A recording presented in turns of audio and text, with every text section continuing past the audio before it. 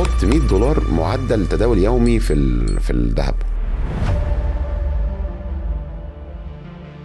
لا انا اقصد مش مضاربه بحته.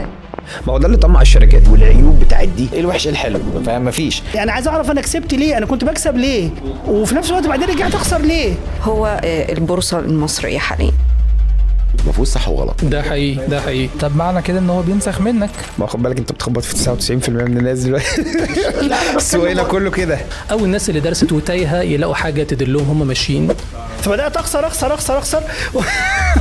وانا مش عارف انا كسبت ليه ولا خسرت ليه. جال سر كبير. مفيش حد داخل هنا عشان خاطر بيحب الخير للاخرين. حد بيكسب بشكل ستيبل ومستمر. ما بيقوليش الجانب اللي ممكن يأذيني.